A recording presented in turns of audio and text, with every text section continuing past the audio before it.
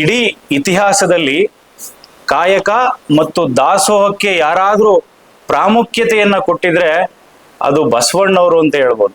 ಲಿಂಗ ಅಂಗ ಯೋಗ, ಲಿಂಗಾಂಗ ಯೋಗವನ್ನು ಬೆಳಗ್ಗೆ ಎದ್ದು ನಾವೆಲ್ಲ ಶಿವಪೂಜೆ ಮಾಡ್ಕೊಂಡು ಅಂತೀವಿ. ಶಿವಪೂಜೆ ಯೋಗವನ್ನ, ಲಿಂಗಾಂಗ ಯೋಗದ ಬಗ್ಗೆ ಒಂದಷ್ಟು ಮಹತ್ತರವಾದಂತ ಸಂದರ್ಭಗಳಿದೆ. ಅದನ್ನ ಇನ್ನೊಂದು ಸಂದರ್ಭದಲ್ಲಿ ಮಾತಾಡ್ತೀನಿ.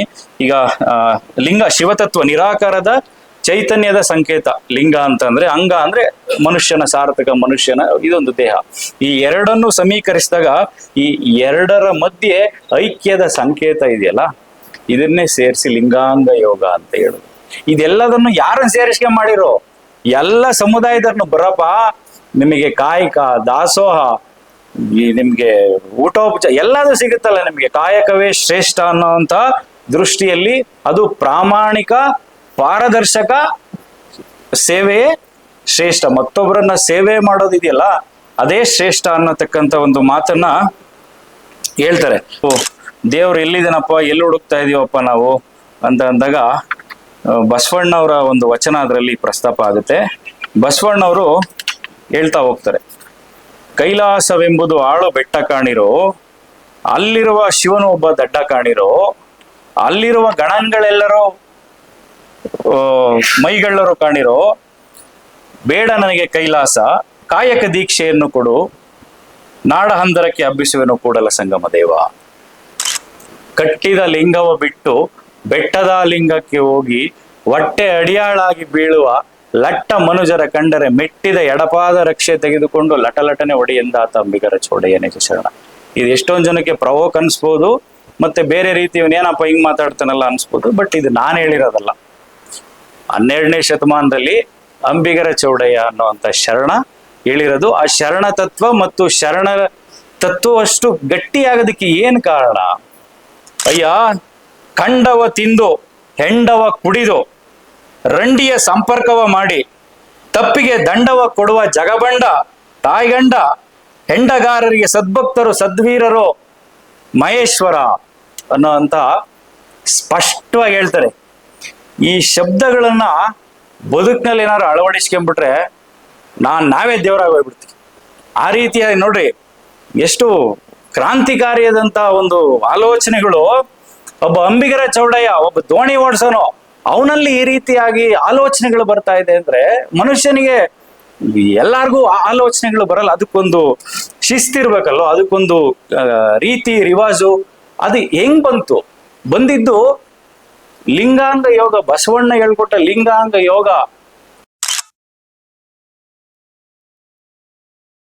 ನಮಸ್ಕಾರ.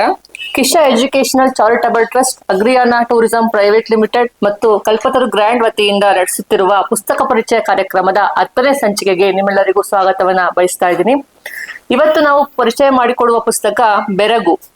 ಬೆರಗು ಅಂದ್ರೆ ವಿಸ್ಮಯ, ವಂಡರ್ ಅಂತ ಹೇಳ್ತೀವಿ. ಬಸವಣ್ಣ ಎಂಬ ಬೆರಗು, ಬಸವಣ್ಣನವರೇ ಒಂದು ವಿಸ್ಮಯ. ಅವರ ಒಂದು ತತ್ವಗಳು, ಆದರ್ಶಗಳು, ವಚನಗಳ ಮೂಲಕ ಅವರು ಎಲ್ಲರಿಗೂ ವಿಸ್ಮಯರಾಗಿ ಕಾಣಿಸ್ಕೊಂಡಿದ್ದಾರೆ. ಬಸವಣ್ಣನವರು ಯಾವುದೇ ಒಂದು ಜಾತಿ ಆಗ್ಲಿ ಧರ್ಮಕ್ಕೆ ಆಗ್ಲಿ ಸೀಮಿತ ಆಗಿಲ್ಲ. ಅವರು ಮಾನವೀಯತೆ, ಸಮಾನತೆಯ ಧರ್ಮವನ್ನ ಸಾರಿದ್ದಾರೆ.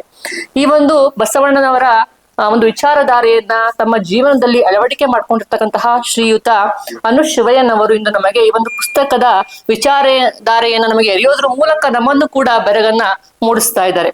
ಬಸವಣ್ಣನವರು ಹೇಳ್ತಾರೆ, ಲೋಕದ ಡೊಗ್ಗ ನೀವೇಕೆ ತಿದ್ದುವಿರಿ, ನಿಮ್ಮ ತನುವ ಸಂತೈಸಿಕೊಳ್ಳಿ, ನಿಮ್ಮ ಮನವ ಸಂತೈಸಿಕೊಳ್ಳಿ, ನೆರೆಮನೆಯ ಕಷ್ಟಕ್ಕೆ ಅಳುವವರ ಮೆಚ್ಚನ್ನು ಕೂಡಲ ಸಂಗಮ ದೇವ ಅನ್ಬಿಟ್ಟು.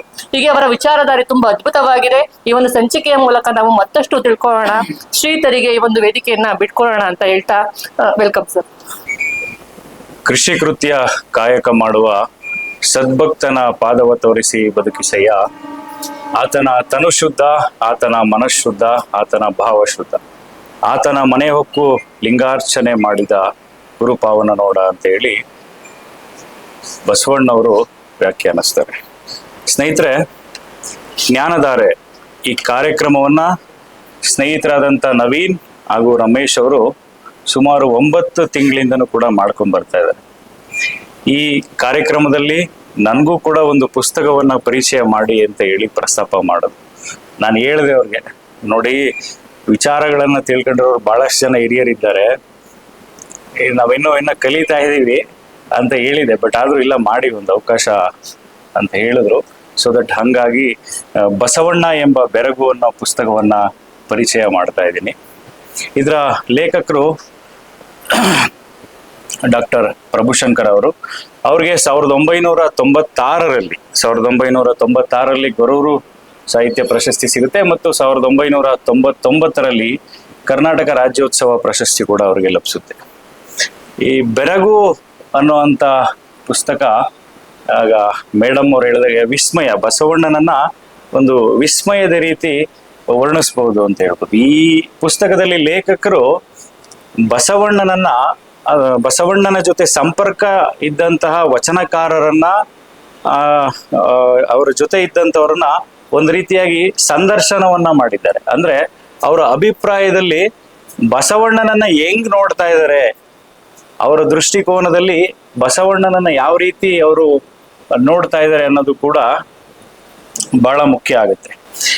ಇಡೀ ಭೂಮಂಡಲದಲ್ಲಿ ಅಥವಾ ಈ ಖಂಡದಲ್ಲಿ ಜಾತಿಯ ಅಸ್ಪೃಶ್ಯತೆ ಅತಿರೇಕವಾಗಿ ತಾಂಡವಾಡ್ತಾ ಇತ್ತು. ಶ್ರೇಣೀಕೃತ ವ್ಯವಸ್ಥೆಯೊಳಗಡೆ ಇಡೀ ಮನುಕುಲ ಸಂಪೂರ್ಣವಾಗಿ ನಶಿಸಿ ಹೋಗಿತ್ತು, ಅದರ ತುಳಿತಕ್ಕೆ ಒಳಗಾಗಿತ್ತು. 2500ನೇ ಇಸ್ವಿನಲ್ಲಿ ಬುದ್ಧ ಬಂದ್ರು, ಯೇಸು ಕ್ರಿಸ್ತ ಬಂದ್ರು. ತದನಂತರ 12ನೇ ಶತಮಾನದಲ್ಲಿ ಬಸವಣ್ಣವರು ಬಂದ್ರು. ಬಸವಣ್ಣನವರ ಸೈದ್ಧಾಂತಿಕ ನಿಲುವುಗಳು ಕೂಡ ಬಹಳ ಸ್ಪಷ್ಟವಾಗಿತ್ತು. ಇಡೀ ಇತಿಹಾಸದಲ್ಲಿ ಕಾಯಕ ಮತ್ತು ದಾಸೋಹಕ್ಕೆ ಯಾರಾದ್ರೂ ಪ್ರಾಮುಖ್ಯತೆಯನ್ನ ಕೊಟ್ಟಿದ್ರೆ ಅದು ಬಸವಣ್ಣವರು ಅಂತ ಹೇಳ್ಬೋದು. ಈ ಪುಸ್ತಕದಲ್ಲಿ ಒಂದಷ್ಟು ಶರಣರ ಅಭಿಪ್ರಾಯಗಳು ವ್ಯಕ್ತವಾಗ್ತಾ ಹೋಗುತ್ತೆ. ಮೊದಲನೇದಾಗಿ ಮಂಡಿಗೆಯ ಮಾದಿರಾಜ ಅವರ ತಂದೆಯಾದಂಥ ಮಧುವರಸರ ಒಂದು ಪ್ರಸ್ತಾಪವನ್ನ ಲೇಖಕರು ಇಲ್ಲಿ ಹೇಳ್ತಾ ಹೋಗ್ತಾರೆ. ಬಸವಣ್ಣನವರ ವ್ಯಕ್ತಿತ್ವ ಬಹಳ ಜಟಿಲವಾಗಿತ್ತು. ಅಂದ್ರೆ ಅವ್ರಿಗೆ ಎಲ್ಲದಕ್ಕೂ ಕೂಡ ಪ್ರಶ್ನಾರ್ಥಕ ಚಿಹ್ನೆ. ಇದ್ಯಾಕೆ, ಜನಿವಾರ ಯಾಕೆ, ಇಲ್ಲಿ ಯಾವುದೇ ರೀತಿಯಾದಂಥ ಧರ್ಮಗಳನ್ನ ಯಾರು ಕೂಡ ಪ್ರಸ್ತಾಪ ಮಾಡ್ತಿಲ್ಲ. ಅಂದ್ರೆ ಅಲ್ಲಿದ್ದಂತಹ ಒಂದು ಸಂದರ್ಭವನ್ನ ಹೇಳ್ತಾ ಇದ್ದೀವಿ. ಎಲ್ಲದಕ್ಕೂ ಕೂಡ ಪ್ರಶ್ನಾರ್ಥಕ ಚಿಹ್ನೆಗಳನ್ನ ಇಡುವಂತ ವ್ಯಕ್ತಿತ್ವ ಬಸವಣ್ಣವ್ರದ್ದಾಗಿತ್ತು. ಇದು ಪೂಜೆ ಮಾಡ್ತಾ ಇದ್ದೀರಾ, ಯಾಕೆ ಪೂಜೆ ಮಾಡಬೇಕು? ದೇವ್ರ ಪೂಜೆ ಮಾಡಬೇಕು. ದೇವ್ರು ಎಲ್ಲಿದೆ? ದೇವ್ರು ಕಲ್ಲು, ದೇವ್ರಲ್ಲ, ನನಗೆ ಪ್ರತ್ಯೇಕ ಮುಕ್ತವಾಗಿ ನನಗೆ ವ್ಯಕ್ತಪಡಿಸಿ ಅನ್ನೋ ರೀತಿಯಲ್ಲಿ ಪ್ರಶ್ನಾರ್ಥಕ ಚಿಹ್ನೆಗಳನ್ನು ಕೂಡ ಬಸವಣ್ಣವರು ಬಾಲ್ಯದಿಂದಲೇ ಅದನ್ನ ಮೈಗೂಡಿಸ್ಕೊಂಡಿದ್ರು. ಹಾಗಾಗಿ ಬಸವಣ್ಣ ಹಾಗೂ ಅವರ ತಂದೆಯ ಮಧ್ಯೆ ಬಹಳ ಜಟಿಲವಾದಂತಹ, ಆ ಚಿಕ್ಕ ವಯಸ್ಸಿಗೆನೆ ಬಹಳ ಕಿರಿಕಿರಿ. ತಂದೆಗೆ 8 ವರ್ಷದ ಮಗು, ಅದಕ್ಕೆ ಜನಿವಾರ ಹಾಕ್ಸ್ಬೇಕು ಕಣಪ್ಪ ನಿನಗೆ, ನೀನು ನಮ್ಮ ಕುಲದಲ್ಲಿ ಹುಟ್ಟಿದ್ಯಾ ಅಂತ ಹೇಳಿದಾಗ ಬಸವಣ್ಣವ್ರಿಗೆ ಅದು ಇಷ್ಟ ಇರಲಿಲ್ಲ. ಬಸವಣ್ಣವರು ನನಗೆ ಬೇಡ, ನಾನು ಈ ರೀತಿಯಾಗಿ ಒಂದು ಶಿವಪಥದಲ್ಲಿ ಹೋಗ್ತಾ ಇರುವಂತ ಒಂದು ಮನಸ್ಥಿತಿಯನ್ನ ಒಳಗೊಂಡಿದ್ರು. ಸೊ ದಟ್ ಮುಂಜಿಯನ್ನ ಮಾಡಬೇಕಾದಂತ ಸಂದರ್ಭದಲ್ಲಿ ಇಡೀ ಬ್ರಾಹ್ಮಣರ ಅವರ ಸಂಪ್ರದಾಯವನ್ನ ಅವರು ಕರ್ಕೊಂಡ್ಬಂದು ಅಲ್ಲಿ ಮಾಡಬೇಕಾದಂತ ಸಂದರ್ಭ ಬರುತ್ತೆ. ಅವಾಗ ಬಸವಣ್ಣವರು ಇದ್ಯಾವುದಕ್ಕೂ ನಾನು ಆಸ್ಪದ ಇಲ್ಲ, ನನ್ನ ಆಸ್ಪದ ಇದ್ಯಾವುದಕ್ಕೂ ಇಲ್ಲ ಅಂತ ಹೇಳಿ ಅಲ್ಲಿಂದ ಮನೆಯನ್ನ ಬಿಟ್ಟು ಅವರು ನಿರ್ಗಮಿಸ್ತಾರೆ.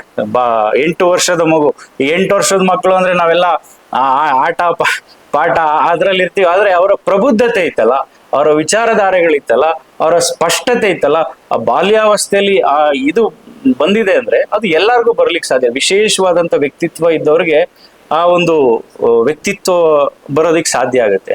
ಇಲ್ಲಿ ಮೊದಲನೇದಾಗಿ ನಾವು ನೋಡ್ಬೇಕಾಗಿರೋದು ಅನುಭವ ಮತ್ತು ಅನುಭಾವ. ಅನುಭವ ಎಲ್ಲರಿಗೂ ಆಗುತ್ತೆ. ಈಗ 8 ವರ್ಷಕ್ಕಿರೋಂಥ ಅನುಭವ 60 ವರ್ಷದವ್ರಿಗಿರಲ್ಲ, 60 ವರ್ಷದವ್ರಿಗಿರೋ ಅನುಭವ 70 ವರ್ಷದವ್ರಿಗಿರಲ್ಲ.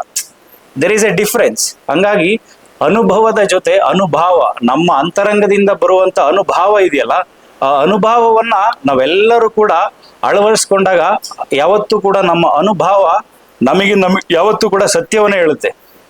ನಮ್ಮ ಅನುಭವ ಯಾವತ್ತೂ ಕೂಡ ಸತ್ಯವನ್ನೇ ಇರುತ್ತೆ. ನಾವು ಹೊರಗಡೆಗೆ ನಾವು ಸುಳ್ಳನ್ನ ಹೇಳಕ್ ಸಾಧ್ಯ ಇಲ್ಲ, ಯಾರಾದ್ರೂ ಆಗಿರ್ಬೋದು.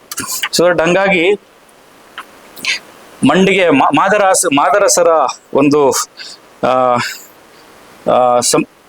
ನಡೆಯುತ್ತೆ. ಹಾಗೂ ಮಾದಾಂಬೆ ಆತನ ತಾಯಿ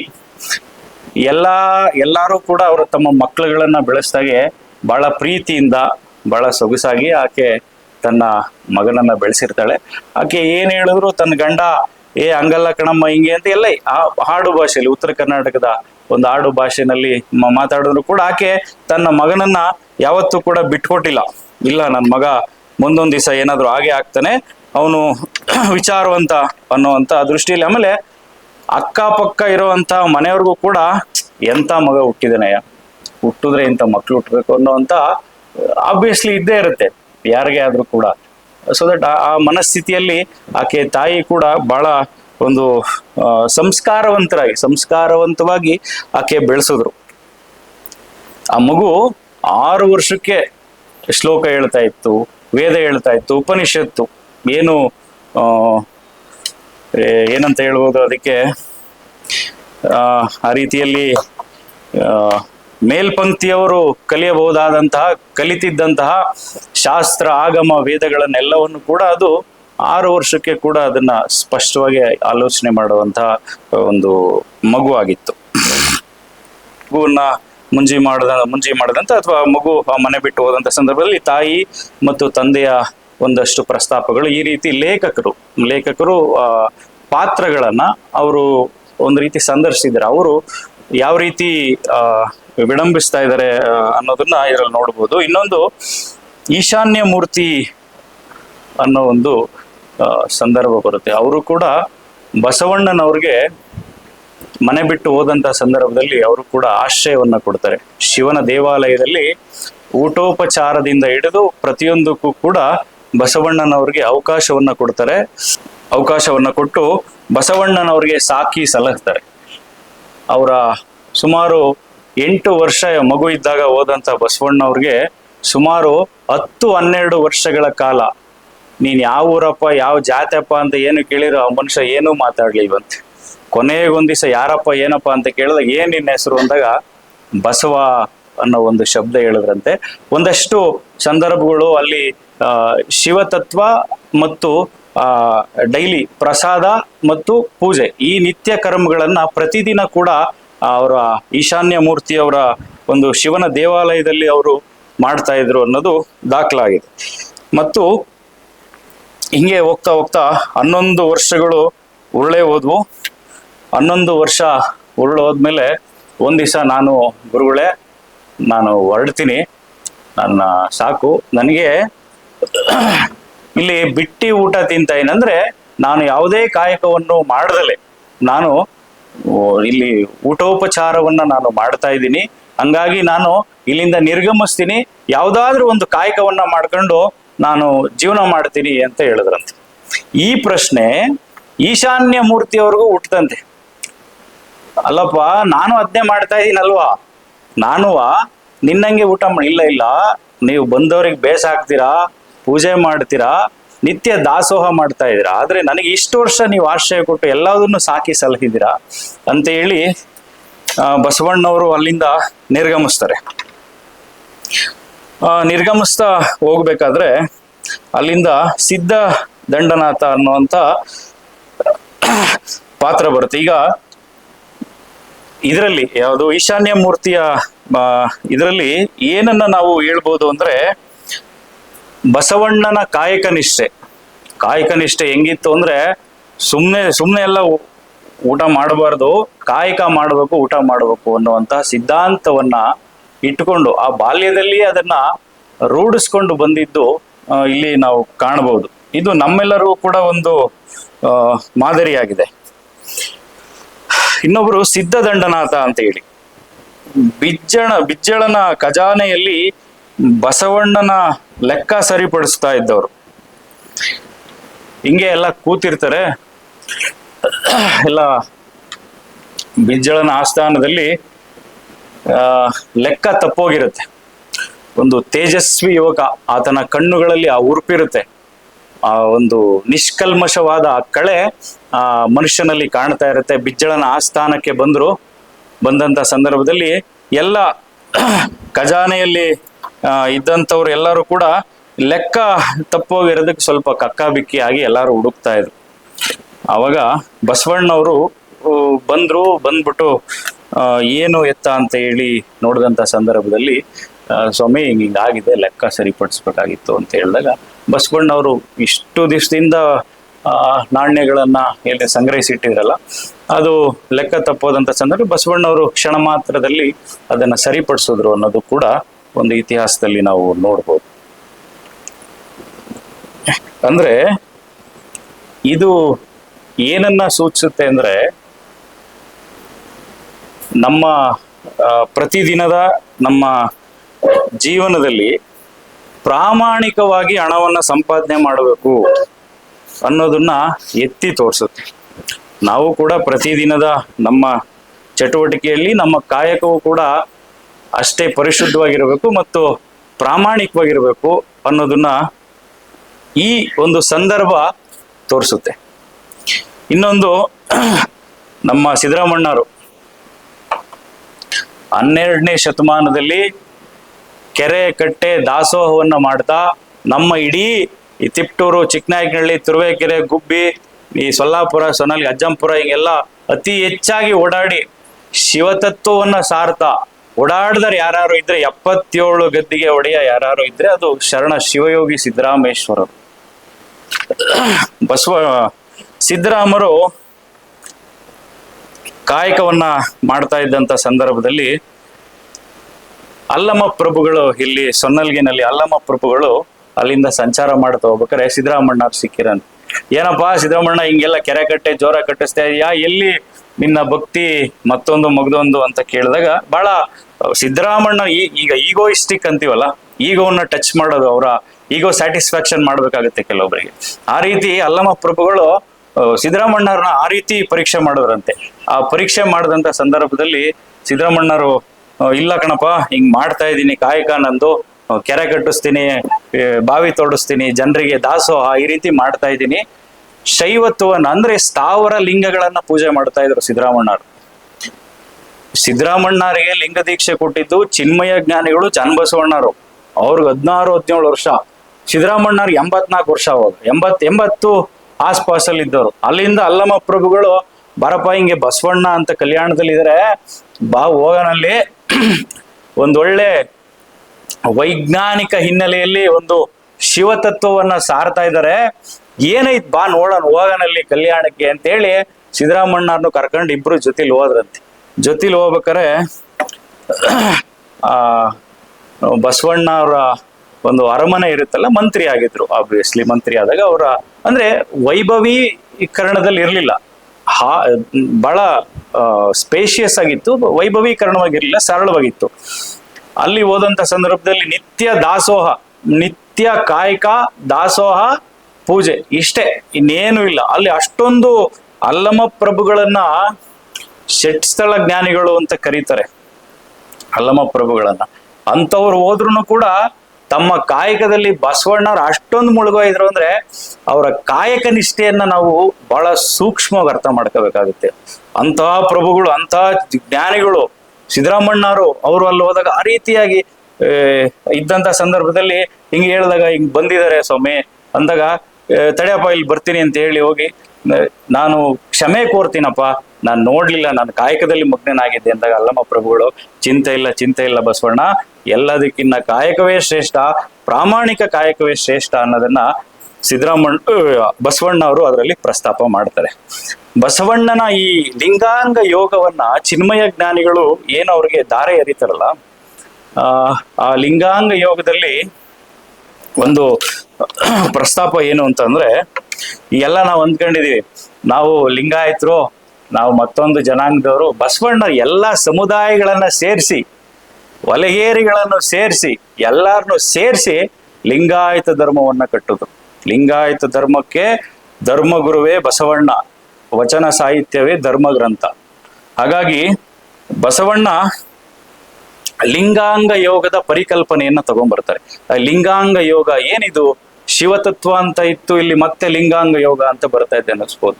ಲಿಂಗಾಂಗ ಯೋಗದ ಮಹತ್ವವನ್ನ ಸ್ವ ಗುರು ಅಂತ ಬಸವಣ್ಣನನ್ನ ಹೇಳ್ಬೋದು. ಬಸವಣ್ಣನನ್ನ ಇನ್ನೊಂದು ರೀತಿನೂ ಕರೀತಾರೆ, ಗುರುವಿಲ್ಲದ ಗುಡ್ಡ ಅಂತ.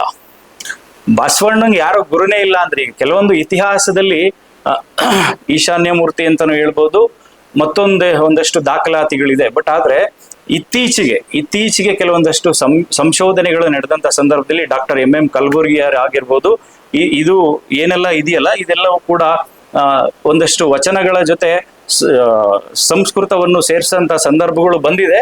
ಅದು ಹಂಗಾಗಿ ಸ್ವಲ್ಪ ಅದು ಡಿಫ್ರೆನ್ಸ್ ಆಗಿದೆ.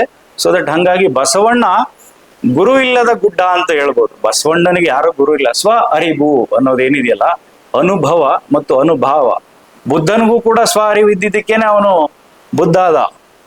ಯೇಸು ಕ್ರಿಸ್ತನಿಗೂ ಕೂಡ ಸ್ವ ಅರಿವಿದೆ. ಈಗ ಏನಾದ್ರೂ ಒಂದು ಜೀವನದಲ್ಲಿ ಮಾಡ್ತಾ ಇದೀವಿ ಅಂದಾಗ ಸಮಾಜ ಆಬ್ವಿಯಸ್ಲಿ ಇವನಿಂದ ಯಾರಿದ್ದಾರೆ, ಇವನ್ ಗುರು ಯಾರು, ಇವನ್ ಹಿನ್ನೆಲೆ ಏನು ಅನ್ನೋದು ತೆಗೆಯೋದು ಇಟ್ಸ್ ಕಾಮನ್ ಆಗುತ್ತೆ. ಬಟ್ ಆದ್ರೆ ಬಸವಣ್ಣನ ಲಿಂಗಾಂಗ ಯೋಗದ ಪರಿಕಲ್ಪನೆ ವಚನ ಚಳುವಳಿಯ ಪ್ರಮುಖ ಆಧ್ಯಾತ್ಮಿಕ ತತ್ವಗಳಲ್ಲಿ ಒಂದಾಗಿದೆ.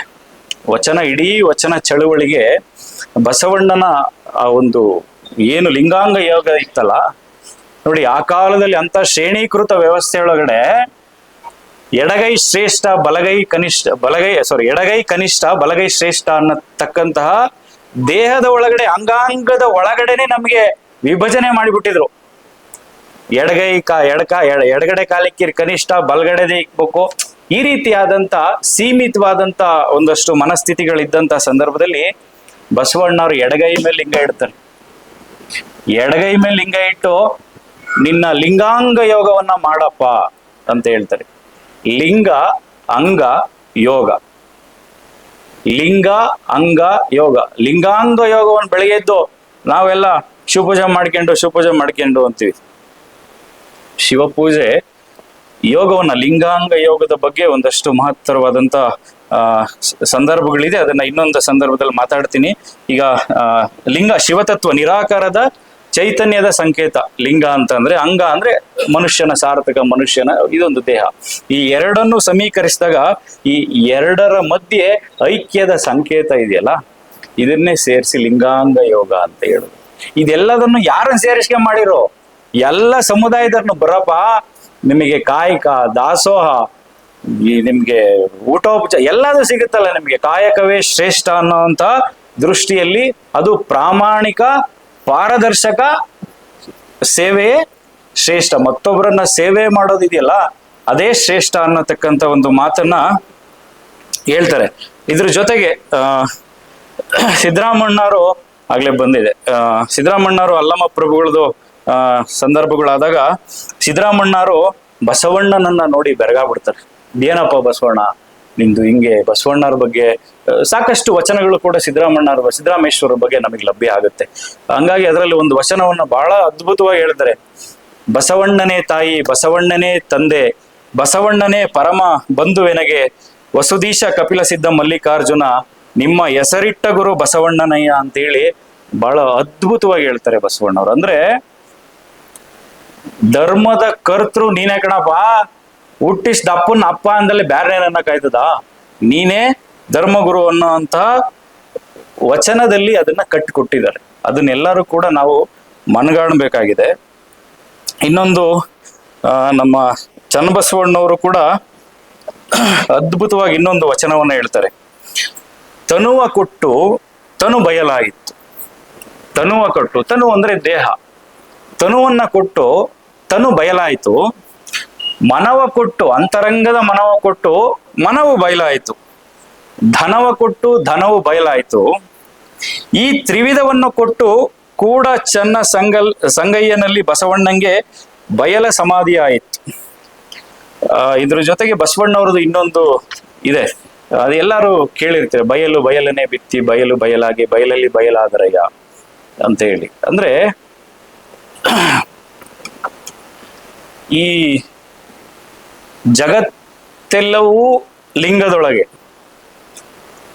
ಅನ್ನುವಂಥ ಒಂದು ಪ್ರಸ್ತಾಪ ಕೂಡ ಅಲ್ಲಿ ಆಗುತ್ತೆ. ಬಸವಣ್ಣನವರ ಇನ್ನೊಂದು ವಚನವನ್ನ ಹೇಳೋದಾದ್ರೆ, ಶಿವತತ್ವ ಮತ್ತು ದೇವ್ರು ಎಲ್ಲಿದೆನಪ್ಪ, ಎಲ್ಲಿ ಹುಡುಕ್ತಾ ಇದೀವಪ್ಪ ನಾವು ಅಂತ ಅಂದಾಗ ಬಸವಣ್ಣವರ ಒಂದು ವಚನ ಅದರಲ್ಲಿ ಪ್ರಸ್ತಾಪ ಆಗುತ್ತೆ. ಬಸವಣ್ಣವರು ಹೇಳ್ತಾ ಹೋಗ್ತಾರೆ, ಕೈಲಾಸವೆಂಬುದು ಆಳು ಬೆಟ್ಟ ಕಾಣಿರೋ, ಅಲ್ಲಿರುವ ಶಿವನು ಒಬ್ಬ ದಡ್ಡ ಕಾಣಿರೋ, ಅಲ್ಲಿರುವ ಗಣಗಳೆಲ್ಲರೂ ಮೈಗಳ್ಳರು ಕಾಣಿರೋ, ಬೇಡ ನನಗೆ ಕೈಲಾಸ, ಕಾಯಕ ದೀಕ್ಷೆಯನ್ನು ಕೊಡು, ನಾಡ ಹಂದರಕ್ಕೆ ಹಬ್ಬಿಸುವೆನು ಕೂಡಲ ಸಂಗಮ ದೇವ.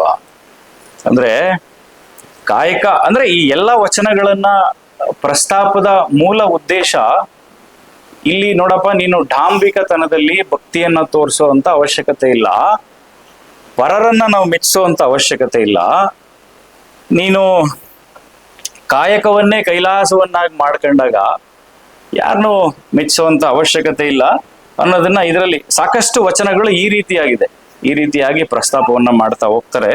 ಅದ್ರ ಜೊತೆಗೆ ಅಕ್ಕಮಹಾದೇವಿಯವರು ಕೂಡ ಅವರು ಒಂದು ಪ್ರಸ್ತಾಪ ಆಗುತ್ತೆ. ಅಕ್ಕಮಹಾದೇವಿಯವ್ರದ್ದು, ಹರಕಾಮನನ್ನು ಸುಟ್ಟು ಅವನನ್ನು ಜನರ ಜೀವನದಲ್ಲಿ ಅಮರನನ್ನಾಗಿ ಮಾಡಿಬಿಟ್ಟ, ನಾನು ಅಂತ ಅಮರನನ್ನು ಅನಾಮಧೇಯನನ್ನಾಗಿ ಮಾಡಿದೆ ಎಂದು ಭ್ರಮಿಸಿದ್ದೆ. ಅಂದ್ರೆ ಭ್ರಮಾತ್ಮಕ ಲೋಕದ ನಮ್ಮ ಹ್ಯಾಲೋಸಿನೇಷನ್ ಏನಿದೆಯಲ್ಲ, ನಾವು ಅಂದ್ರೆ ಲಿಂಗಾಂಗ ಯೋಗದ ಮಹತ್ವದಲ್ಲೂ ಕೂಡ ಅದು ಏನ್ ಹೇಳುತ್ತೆ, ಕಾನ್ಶಿಯಸ್ ಮೈಂಡ್ ಅನ್ನ ಅದು ಪ್ರಸ್ತಾಪ ಮಾಡುತ್ತೆ. ಸೊ ದಟ್ ಇಲ್ಲಿ ಭ್ರಮಿಸಿದೆ, ಭ್ರಮಾತ್ಮಕ ಲೋಕದ ಬಗ್ಗೆ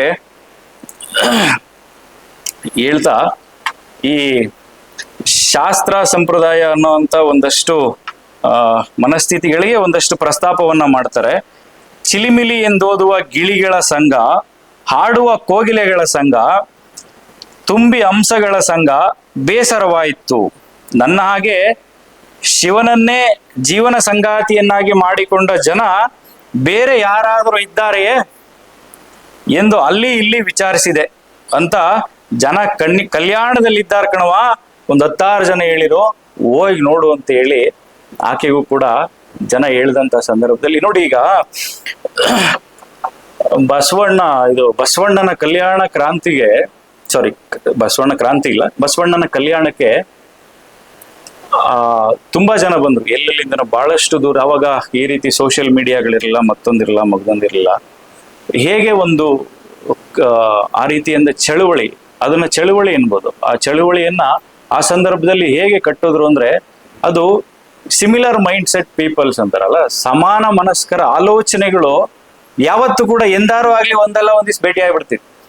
ಅದು ವೇವ್ಸ್ ಇದೆಯಲ್ಲ, ಅದು ವೇವ್ಸ್ ಆ ರೀತಿ ನಮ್ಮನ್ನ ಜೀವನದುದ್ದಕ್ಕೂ ತಗೊಂಡು ಹೋಗ್ತಾ ಇರುತ್ತೆ. ಅದನ್ನ ನಾವು ಉಳಿಸ್ಕೋಬೇಕು, ಅದನ್ನ ಪ್ರಾಮಾಣಿಕವಾಗಿ ಉಳಿಸ್ಕೊಂಡಾಗ ಅಷ್ಟೇನೆ ಆ ನೈತಿಕತೆ ಮತ್ತು ಆ ಒಂದು ಶೀಲತ್ವ ಅನ್ನೋದಿದೆಯಲ್ಲ, ಆ ಶಿಸ್ತು ಮತ್ತು ಶೀಲತ್ವವನ್ನ ನಾವು ಕಾಪಾಡ್ಕೊಂಡಾಗ ಅದೆಲ್ಲವೂ ಕೂಡ ಪ್ರಾಮಾಣಿಕವಾಗಿ ನಮ್ಮಲ್ಲಿ ಉಳಿಯುತ್ತೆ ಅಂತ ಒಂದು ಪ್ರಸ್ತಾಪ ಮಾಡ್ಬೋದು. ಇನ್ನೂ ಒಂದು ವಿಚಾರವನ್ನ ಹೇಳೋದಾದ್ರೆ, ಎಲ್ಲರೂ ಅಣ್ಣವರು ಅಂತ ಹೇಳಿ ಪಿಸುಗುಡ್ತಾ ಇದ್ರಂತೆ. ಪಿಸುಗುಟ್ಟಂತ ಸಂದರ್ಭದಲ್ಲಿ ಆ ತಾಯಿ ಅಕ್ಕಮಹಾದೇವಿ ಬಂದಂತ ಸಂದರ್ಭದಲ್ಲಿ ಆಕೆಗೆ ಸಾಕಷ್ಟು ಪರೀಕ್ಷೆಗಳನ್ನ ಅಲ್ಲಮ್ಮ ಪ್ರಭುಗಳು ಕೂಡ ಕೊಡ್ತಾರೆ. ಯಾರವ್ವ ನೀನು, ಎಲ್ಲಿಂದ ಬಂದವ, ಯಾಕಾಗಿ ಬಂದವ ಅನ್ನುವಂತ ತೀಕ್ಷ್ಣವಾದಂತ ಅವ್ರಿಗೆ ಆ ಒಂದು ಸಂದರ್ಭದಲ್ಲಿ ಕೇಳದಂಥದ್ದು ಕೂಡ ಇದರಲ್ಲಿ ಇದೆ. ಮತ್ತು ಆಕೆ ತನ್ನ ಗಂಡ ಚನ್ನಮಲ್ಲಿಕಾರ್ಜುನ, ನಾನು ಚನ್ನಮಲ್ಲಿಕಾರ್ಜುನನ ನನ್ನ ಗಂಡ ಅನ್ನೋದನ್ನು ಕೂಡ ಆಕೆ ಪ್ರಸ್ತಾಪ ಮಾಡ್ತಾರೆ. ಮತ್ತು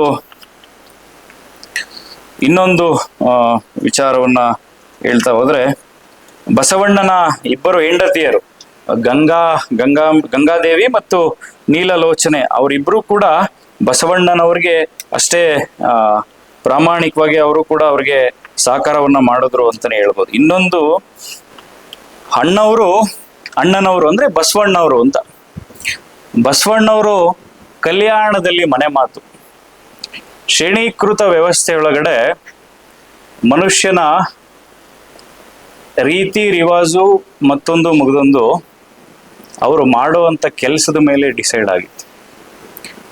ಹಾಗಾಗಿ ಒಂದಷ್ಟು ಸಂದರ್ಭದಲ್ಲಿ ಇಲ್ಲಿ ಅಂಬಿಗರ ಚೌಡಯ್ಯ ಅನ್ನುವಂಥ ಶರಣರ ಒಂದು ಪ್ರಸ್ತಾಪ ಕೂಡ ಆಗುತ್ತೆ. ಅಂಬಿಗರ ಚೌಡಯ್ಯ ನಿಜ ಶರಣರಿಗೆ, ತತ್ವವನ್ನ ಪರಿಪಾಲನೆ ಮಾಡುವಂತ ಶರಣರಿಗೆ ಒಂದು ಅದ್ಭುತವಾದಂತ ಒಂದು ವಚನವನ್ನು ಹೇಳ್ತಾರೆ.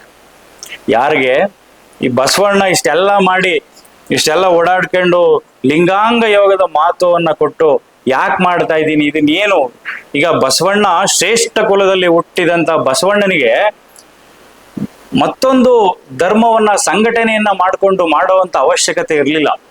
ಸ್ವಾಮಿ, ಎಲ್ಲ ಸುಖ ಪುರುಷಾರ್ಥಗಳು ಸಿಕ್ಕಿದಾಗ, ಮನುಷ್ಯನಿಗೆ ವೈಭೋಗದ ಜೀವನ ಇದ್ದಾಗ ಬೇರೆ ರೀತಿಯಾದಂತ ಒಂದು ಹೋರಾಟದ ಚಳುವಳಿಯ ಮನಸ್ಥಿತಿ ಯಾಕೆ ಬರ್ಬೇಕಾಗಿತ್ತು? ಸುಮ್ಮನೆ ನಮ್ಮನ್ನು ನಾವು ಪ್ರಶ್ನೆ ಮಾಡ್ಕೋಣ, ಹೌದಲ್ವರ? ಸೊ ದಟ್ ಹಂಗಾಗಿ ಬಸವಣ್ಣನ ಇವೆಲ್ಲವೂ ಕೂಡ ನೋಡ್ತಾ ಬಂದಂತ ಸಂದರ್ಭದಲ್ಲಿ ಅಂಬಿಗರ ಚೌಡಯ್ಯ ಅನ್ನುವಂಥ ಶರಣ ಒಂದು ಮಾತನ್ನ ಒಂದು ವಚನದಲ್ಲಿ ಒಂದು ಮಾತನ್ನ ಹೇಳ್ತಾರೆ. ಯಾರ್ಯಾರು ಈ ಲಿಂಗಾಂಗ ಯೋಗದ ಮಹತ್ವವನ್ನ ಬಿಟ್ಟು ಬೇರೆ ಅನ್ಯ ಮಾರ್ಗದಲ್ಲಿ ಹೋಗ್ತಾ ಇದ್ದಂತ ಜನಗಳಿಗೆ ಒಂದು ಹೇಳ್ತಾರೆ, ಕಟ್ಟಿದ ಲಿಂಗವ ಬಿಟ್ಟು ಬೆಟ್ಟದ ಲಿಂಗಕ್ಕೆ ಹೋಗಿ ಹೊಟ್ಟೆ ಅಡಿಯಾಳಾಗಿ ಬೀಳುವ ಲಟ್ಟ ಮನುಜರ ಕಂಡರೆ ಮೆಟ್ಟಿದ ಎಡಪಾದ ರಕ್ಷೆ ತೆಗೆದುಕೊಂಡು ಲಟಲಟನೆ ಒಡೆಯೆಂದಾತ ಅಂಬಿಗರ ಚೌಡಯ್ಯ ನಿಜ ಶರಣ. ಇದು ಎಷ್ಟೊಂದು ಜನಕ್ಕೆ ಪ್ರವೋಕ್ ಅನ್ಸ್ಬೋದು, ಮತ್ತೆ ಬೇರೆ ರೀತಿ ಇವನೇನಪ್ಪ ಹಿಂಗ್ ಮಾತಾಡ್ತಾನಲ್ಲ ಅನ್ಸ್ಬೋದು. ಬಟ್ ಇದು ನಾನು ಹೇಳಿರೋದಲ್ಲ, 12ನೇ ಶತಮಾನದಲ್ಲಿ ಅಂಬಿಗರ ಚೌಡಯ್ಯ ಅನ್ನುವಂಥ ಶರಣ ಹೇಳಿರೋದು. ಆ ಶರಣ ತತ್ವ ಮತ್ತು ಶರಣ ತತ್ವವಷ್ಟು ಗಟ್ಟಿಯಾಗೋದಕ್ಕೆ ಏನ್ ಕಾರಣ? ಏನಾದ್ರೂ ನಮ್ಮ ವ್ಯಕ್ತಿತ್ವದಲ್ಲಿ ಏನಾದ್ರು ಒಂದು ಗಟ್ಟಿಯಾಗಿ ಅಷ್ಟು ದೇವರಿಗೆ ಸವಾಲಾಗ್ದರು ಅಂತ ಅಂದಾಗ ಶರಣರಿಗೆ ಅವರಲ್ಲಿ ಇನ್ನೆಷ್ಟು ಪ್ರಾಮಾಣಿಕತೆ ಇತ್ತು ಅಂತ, ಅವರಲ್ಲಿ ಇನ್ನೆಷ್ಟು ಶೀಲತ್ವ ಇತ್ತು ಅಂತ, ಅವರಲ್ಲಿ ಶಿಸ್ತು ಎಷ್ಟಿತ್ತು ಅನ್ನೋದನ್ನ ನಾವೆಲ್ಲರೂ ಕೂಡ ಇದರಲ್ಲಿ ಮನಗಾಣಬೇಕಾಗಿದೆ. ಇರ್ಲಿ, ಕಾಲಾನಂತರ ಮತ್ತೊಂದು ಮಗದೊಂದು ಆಗಿದೆ, ಅದು ಇತಿಹಾಸದ ಪುಟಗಳಲ್ಲಿ ದಾಖಲಾಗಿರೋದು ಕೂಡ ಸತ್ಯ. ಇನ್ನೊಂದು ವಚನವನ್ನು ಕೂಡ ಹೇಳ್ತಾರೆ, ಇದು ಅದ್ಭುತವಾಗಿದೆ. ಅಯ್ಯ, ಕಂಡವ ತಿಂದು ಹೆಂಡವ ಕುಡಿದು ರಂಡಿಯ ಸಂಪರ್ಕವ ಮಾಡಿ ತಪ್ಪಿಗೆ ದಂಡವ ಕೊಡುವ ಜಗಬಂಡ ತಾಯ್ಗಂಡ ಹೆಂಡಗಾರರಿಗೆ ಸದ್ಭಕ್ತರು ಸದ್ವೀರರು ಮಹೇಶ್ವರ ಅನ್ನೋ ಅಂತ ಸ್ಪಷ್ಟವಾಗಿ ಹೇಳ್ತಾರೆ. ಈ ಶಬ್ದಗಳನ್ನ ಬದುಕಿನಲ್ಲಿ ಏನಾದ್ರು ಅಳವಡಿಸ್ಕೊಂಡ್ಬಿಟ್ರೆ ನಾವೇ ದೇವರಾಗಿ ಹೋಗ್ಬಿಡ್ತೀವಿ. ಆ ರೀತಿಯಾಗಿ ನೋಡ್ರಿ, ಎಷ್ಟು ಕ್ರಾಂತಿಕಾರಿಯಾದಂತ ಒಂದು ಆಲೋಚನೆಗಳು. ಒಬ್ಬ ಅಂಬಿಗರ ಚೌಡಯ್ಯ, ಒಬ್ಬ ದೋಣಿ ಓಡಿಸೋನು, ಅವನಲ್ಲಿ ಈ ರೀತಿಯಾಗಿ ಆಲೋಚನೆಗಳು ಬರ್ತಾ ಇದೆ ಅಂದ್ರೆ ಮನುಷ್ಯನಿಗೆ ಎಲ್ಲಾರ್ಗೂ ಆಲೋಚನೆಗಳು ಬರಲ್ಲ. ಅದಕ್ಕೊಂದು ಶಿಸ್ತಿರ್ಬೇಕಲ್ಲೋ, ಅದಕ್ಕೊಂದು ರೀತಿ ರಿವಾಜು. ಅದು ಹೆಂಗ್ ಬಂದಿದ್ದು ಲಿಂಗಾಂಗ ಯೋಗ. ಬಸವಣ್ಣ ಹೇಳ್ಕೊಟ್ಟ ಲಿಂಗಾಂಗ ಯೋಗ. ಸುಮ್ನೆ ಹೂವಿಗೆ ಪೂಜೆ ಮಾಡ್ರಪ್ಪ ಅನ್ಲಿಲ್ಲ, ಯೋಗದ ಮಹತ್ವ ತಿಳಿಸಿರೋ. ನಮ್ಮ ದುರ್ದೈವ ಇವತ್ತು ನಮ್ಗೆ ಅದು ಯಾರು ಹೇಳೋರು ಇಲ್ಲ, ಕೇಳೋರು ಇಲ್ಲ. ಆ ಲೆಕ್ಕಕ್ಕೆ ಆಗೋಗ್ಬಿಟ್ಟಿದೀವಿ. ಇದು ಯಾವುದೇ ಒಂದು ಧರ್ಮ ಜಾತಿಯ ವಿಚಾರವಾಗಿ ಮಾತಾಡ್ತಾ ಇಲ್ಲ. ದಯಮಾಡಿ ಅರ್ಥ ಮಾಡ್ಕೊಳ್ಳಿ, ಇದು ಎಲ್ಲರಿಗೂ ಸಲ್ಲಬೇಕಾದದ್ದು, ಎಲ್ಲರ ಒಂದು ಮೆಚ್ಚುಗೆಗೆ ಪಾತ್ರವಾಗಿದ್ದು. ಯಾಕೆಂದ್ರೆ ಎಲ್ಲಾರನ್ನು ಸೇರಿಸಿ ಅಲ್ಲ ಬಸವಣ್ಣ ಕಟ್ಕೊಂಡಿದ್ದು. ಎಲ್ಲಾರನ್ನು ಅಲ್ಲಿಂದ ಬಂದ್ರು, ಕಾಶ್ಮೀರದಿಂದ ಬಂದ್ರು, ಸೊಲ್ಲಾಪುರ ಮತ್ತೊಂದು ಮಗದೊಂದು ಶರಣರುಗಳೆಲ್ಲ ಯಾಕೆ ಬಂದ್ರು, ಯಾಕೆ ಮಾಡಿರೋ ಅಂದ್ರೆ ಅದ್ರಲ್ಲಿ ಒಂದು ಸತ್ಯ ಇತ್ತು ಅಂತ. ಆದ್ರೆ ಮುಂದಿನ ದಿನಗಳಲ್ಲಿ ಅದು ಬೇರೆ ರೀತಿಯಾದಂಥ ತಿರುವುಗಳನ್ನ ಪಡ್ಕೊಂಡಿದ್ದು ದುರಂತ. ಬಸವಣ್ಣನವರನ್ನ ಇಷ್ಟೊಂದು ಪರಿಪಕ್ವವಾಗಿ ಆಳವಾಗಿ ಕೆಲವೊಂದಷ್ಟು ಸಾಹಿತಿಗಳು ಬೇರೆ ಬೇರೆ ರೀತಿ ಬೇರೆ ಬೇರೆ ಇದರಲ್ಲಿ ಮಾಡಿರ್ಬೋದು. ಡಾಕ್ಟರ್ ಎಂ ಎಂ ಕಲಬುರ್ಗಿ ಅವರು ಕಾಲಾನಂತರ ಏನಾಗುತ್ತೆ, ಚಳುವಳಿಗಳು ಕಲ್ಯಾಣ ಕ್ರಾಂತಿ ಆದಂತ ಸಂದರ್ಭ. ಕಲ್ಯಾಣ ಕ್ರಾಂತಿ ಅಂತ ಕೇಳಿರಲ್ಲ, ಯಾಕಾಯ್ತು ಕಲ್ಯಾಣ ಕ್ರಾಂತಿ? ಕಲ್ಯಾಣ ಕ್ರಾಂತಿ ಅಂತ ಆಯ್ತು, ಬಸವಣ್ಣ ಯಾರಿಗಾರು ಮೋಸ ಮಾಡಿದ್ರು, ಯಾರಿಗಾರು ಅನ್ಯಾಯ ಮಾಡಿದ್ರು? ಏನೂ ಇಲ್ಲ. ಕಲ್ಯಾಣ ಕ್ರಾಂತಿ ಆಯ್ತು. ಏನು ಕ್ರಾಂತಿ ಆಯ್ತು? ಸತ್ಯ ಇತ್ತು. ಸತ್ಯವನ್ನ ತಡ್ಕೊಳ್ಳುವಂತ ಶಕ್ತಿ ಕೆಲವೊಂದಷ್ಟು ಮನಸ್ಥಿತಿಗಳಿಗೆ ಇರಲಿಲ್ಲ. ಎಲ್ಲಿ ನಮ್ಮ ಅಸ್ತಿತ್ವದ ಅಳಿವಾಗ್ಬಿಡುತ್ತೋ ಅನ್ನೋವಂಥ ಭಯ ರಾಜಪ್ರಭುತ್ವ. ಅದು ಸ್ವಾಮಿ, ರಾಜಪ್ರಭುತ್ವ ಇದ್ದಂತ ಸಂದರ್ಭದಲ್ಲಿ, ನೀವು ರಾಜರ ಆಳ್ವಿಕೆಯಲ್ಲಿ ಇದ್ದಂತ ಸಂದರ್ಭದಲ್ಲಿ ನಿಮಗೆ ಆ ಮನಸ್ಥಿತಿಗಳು, ರಾಜಮನೆತನದ ಆಳ್ವಿಕೆಯಲ್ಲಿ ಆ ಮನಸ್ಥಿತಿಗೆ ಅಸೀಮಿತವಾದಂಥ ಪ್ರದೇಶಗಳಿಗೆ ನಾವು ಯೋಚನೆ ಮಾಡಬೇಕಾಗುತ್ತೆ. ಹಾಗಾಗಿ ಬಸವಣ್ಣನ ಒಂದಷ್ಟು ಕಲ್ಯಾಣ ಕ್ರಾಂತಿಯಾದಂಥ ಸಂದರ್ಭದಲ್ಲೂ ಕೂಡ ಎಷ್ಟೋ ವಚನಗಳನ್ನ ಸುಟ್ರು. ಯಾರು ಸುಟ್ಟವ್ರಿ? ಮುಕ್ತವಾಗಿ ಹೇಳ್ರಿ, ಯಾರಿಗೆ ಸುಟ್ರು? ಮುಕ್ತವಾಗಿ ಹೇಳ್ಬೇಕಲ್ವಾ, ಮಾತಾಡ್ಬೇಕಲ್ವಾ. ಆದ್ರೆ ಅದನ್ನ ಹೇಳ್ಬೇಕಾದಂಥವ್ರು ಮಠಾಧಿಪತಿಗಳು ಈ ಲಿಂಗಾಂಗ ಯೋಗದ ಮಹತ್ವವನ್ನ ಸಾರ್ವಜನಿಕರಿಗೆ ಹೇಳ್ಕೊಡ್ಬೇಕು, ಕೂರಿಸ್ಕೊಂಡು ನೋಡ್ರಪ್ಪ ಹಿಂಗೆಲ್ಲ ಇತ್ತು ನಮ್ದು ಇತಿಹಾಸ, ಹಿಂಗೆಲ್ಲ ಕೂತ್ಕೊಂಡು ಕೇಳ್ರಿ, ಒಳ್ಳೇದು ಯಾರು ಹೇಳ್ರಪ್ಪ ಅಂದ್ರೆ ಯಾರು ಹೇಳಲ್ಲ. ಬಿಡ್ತಾರ ಬಂಡ್ಲ ಒಟ್ಟು ಬಿಟ್ಕೊಂಡು ಹೋಗ್ತಾರೆ, ಇರ್ಲಿ, ದಟ್ಸ್ ಫೈನ್. ಈಗ ಕಲ್ಯಾಣ ಕ್ರಾಂತಿಯನ್ನ ಸಂದರ್ಭದಲ್ಲಿ ಕೊನೆಯದಾಗಿ ಬಸವಣ್ಣನವರ ವಿಚಾರಧಾರೆಗಳು ಸಾಕಷ್ಟು ಕೂಡ ಇವತ್ತಿಗೂ ಕೂಡ ಪ್ರಚಲಿತವಾಗಿದೆ. ಈ ಬಸವಣ್ಣನವರನ್ನ ನಾವು ಪೂಜಿಸೋದಕ್ಕಿಂತ ಅವರ ವಿಚಾರಗಳನ್ನ ಪಾಲಿಸೋದು ಕೂಡ ಬಹಳ ಅಷ್ಟೇ ಮುಖ್ಯವಾಗುತ್ತೆ. ಮತ್ತು ಅವರನ್ನ ನೆನಪಿಸ್ಕೊಳ್ಳೋದಕ್ಕಿಂತ ಅವರ ಕಂಡ ಸಮಾಜವನ್ನ ಪ್ರಾಮಾಣಿಕವಾಗಿ ನಿರ್ಮಿಸೋದಲ್ಲಿ ನಾವು ಕೂಡ ಎಲ್ಲರೂ ಪ್ರಾಮಾಣಿಕವಾಗಿ ಕೈ ಜೋಡಿಸ್ಬೇಕಾಗುತ್ತೆ. ಆ ರೀತಿ ಪ್ರಾಮಾಣಿಕತೆ ಇರಬೇಕು ಅಂದ್ರೆ ನಮ್ಮಲ್ಲೊಂದಷ್ಟು ಶೀಲತ್ವ ಇರ್ಬೇಕಲ್ವಾ, ನಮ್ಮಲ್ಲೊಂದಷ್ಟು ಒಳ್ಳೆತನ ಇರ್ಬೇಕಲ್ವಾ, ಅದನ್ನ ಮೈಗೂಡಿಸ್ಕೋಬೇಕು ಅಲ್ವಾ. ಮತ್ತೊಬ್ಬರನ್ನ ನಾವು ದ್ವೇಷ ಮಾಡೋದ್ರಿಂದ ಮಗದೊಂದು ಏನೋ ಆಗೋದಕ್ಕೆ ಸಾಧ್ಯ ಇಲ್ಲ. ಸೊ ದಟ್ ಹಂಗಾಗಿ ಬೇರೆ ಬೇರೆ ಆಯಾಮಗಳಲ್ಲಿ ನಾನು ಪ್ರಚೋದನಾತ್ಮಕವಾಗಿ ಮಾತಾಡಿಲ್ಲ ಅಂತ ಅಂದ್ಕೊಂತೀನಿ. ಏನಿದೆಯೋ ಸತ್ಯವನ್ನ ಹೇಳಿದ್ದೇನೆ. ಹಾಗಾಗಿ ನನ್ನ ಈ ಒಂದಷ್ಟು ಮಾತುಗಳನ್ನ ಮುಗಿಸ್ತೀನಿ ಅಂತ ಹೇಳ್ಬೋದು. ಇವತ್ತಿನ ಈ ಕಾರ್ಯಕ್ರಮದಲ್ಲಿ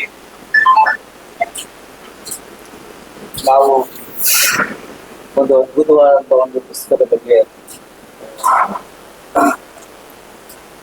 ವಿಚಾರವನ್ನ ತಿಳಿಸ್ಬೇಕು ಅಂತ ಅನುಶಿವಯ್ಯನ ಒಪ್ಪಿ ಕಾರ್ಯಕ್ರಮ ನಡೆಸ್ಕೊಟ್ಟಿದ್ದಾರೆ. ಈ ಕಾರ್ಯಕ್ರಮ ಇವತ್ತಿನ ಈ ಒಂದು ಕಾರ್ಯಕ್ರಮದಲ್ಲಿ ನಾವು ನೆನಪು ಮಾಡ್ಕೊಂಡಂತ ಕೆಲವೊಂದು ವಿಚಾರ ಅಂದ್ರೆ ಅದು ಜಗತ್ತಿಗೆ ಬೇಕಾದಂತ ವಿಚಾರ. ನಾವೆಲ್ಲ ಏನು ಈ ಸಮಾಜದಲ್ಲಿ ಬದುಕ್ತಾ ಇದ್ವಿ, ಆ ಸಮಾಜನ ಉನ್ನತ ಸ್ಥಾನಕ್ಕೆ ಅಥವಾ ಸಮಾಜವನ್ನ ಒಳ್ಳೆ ರೀತಿ ನಡೆಸೋದಿಕ್ ಬೇಕಾಗಿರುವಂತ ವಿಚಾರಗಳನ್ನ ಇವತ್ತಿನ ಈ ಪುಸ್ತಕದ ಮೂಲಕ ಅಲ್ಪ ಸ್ವಲ್ಪ ಸಮಾಜಕ್ಕೆ ತಿಳಿಸುವಂತ ವಿಚಾರವನ್ನ ಅನುಶ್ರೀವರು ಮಾಡ್ಕೊಟ್ಟಿದ್ದಾರೆ. ಬಸವಣ್ಣ ಅಂದ ತಕ್ಷಣನೇ ಕೆಲವೊಂದು ವಿಚಾರಗಳು ನಮ್ಮ ಮನಸ್ಸಲ್ಲಿ ಬಂದು ಹೋಗುತ್ತೆ. ನಾವು ಚಿಕ್ಕ ವಯಸ್ಸಿನಿಂದಲೂ ಕೂಡ ನಾವು ಓದ್ಕೊಂಡು ಬಂದಿರುವಂತ, ತಿಳ್ಕೊಂಡು ಬಂದಿರುವಂತ ಕೆಲವೊಂದು ವಿಚಾರಗಳು ಬಂದು ಹೋಗುತ್ತೆ.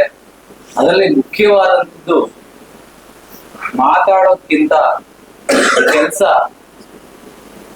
ನಮ್ಮನ್ನೆಲ್ಲಾನು ಕೂಡ ಮುಂದೆ ತಗೊಂಡ್ಬರ್ಬೇಕು. ನಾವು ಮಾಡೋ ಕೆಲಸ ಮಾತಾಡ್ಬೇಕು ಅನ್ನೋದು ಈ ಒಂದು ಕಾರ್ಯಕ್ರಮದ ಮುಖ್ಯ ಉದ್ದೇಶ ಅಂತ ಅನ್ಕೊಳ್ತೀನಿ. ಕಾಯಕವೇ ಕೈಲಾಸ ಅನ್ನೋದು ಅವರ ನುಡಿ ಆಗಿದ್ರು ಕೂಡ ನಾವು ಇವತ್ತಿನ ಕಾಲಘಟ್ಟಕ್ಕೆ ಅದನ್ನ ಹೋಲಿಸ್ಕೊಂಡ್ರೆ ನಾವು ಮಾಡುವಂತ ಉತ್ತಮವಾದ ಕೆಲಸಗಳು, ನಾವು ಸಮಾಜಕ್ಕೆ ಕೊಟ್ಟಿರುವಂತ ಕೆಲವೊಂದು ಕೊಡುಗೆಗಳು ಅಥವಾ ಸಮಾಜವನ್ನ ಒಂದು ಒಳ್ಳೆ ದಾರಿಗೆ ನಡೆಸ್ಕೊಂಡು ಹೋಗುವಂತ ಒಂದು ಅವಕಾಶಗಳನ್ನ ನಾವು ಸದುಪಯೋಗ ಮಾಡಿಕೊಂಡು ಕೆಲಸಗಳ ಮೂಲಕ ನಮ್ಮನ್ನ ನಾವು ತೊಡಗಿಸ್ಕೊಳ್ಬೇಕು. ಅದರಿಂದಲೇ ನಮ್ಗೆ ಪ್ರತಿಫಲ ಸಿಗಬೇಕು. ಕೆಲಸ ಮಾಡದಲ್ಲೇ ಪ್ರತಿಫಲವನ್ನ ಅಪೇಕ್ಷಿಸಿದ್ರೆ ಅದು ಮುಂದೊಂದು ದಿನ ನಮ್ಮನ್ನ ಕೆಳಗೆ ತಳ್ಳುತ್ತೆ ಅನ್ನೋ ಒಂದು ಉದ್ದೇಶ ಈ ಒಂದು ಪುಸ್ತಕದ ಒಂದು ಉದ್ದೇಶ ಆಗಿತ್ತು. ಅದನ್ನ ಅದ್ಭುತವಾಗಿ ನಡೆಸ್ಕೊಟ್ಟಿದ್ದಾರೆ. ಅವ್ರಿಗೆ ಈ ಒಂದು ಜ್ಞಾನಧಾರೆ ಕಾರ್ಯಕ್ರಮದ ವತಿಯಿಂದ ಕಲ್ಪತರು ಬ್ರ್ಯಾಂಡ್ ವತಿಯಿಂದ ಧನ್ಯವಾದವನ್ನು ಅರ್ಪಿಸ್ತಾ ಇದ್ದೀನಿ. ಇಲ್ಲಿ ಹಾಕಿ ಮೇಲೆ ಹಾಕಿ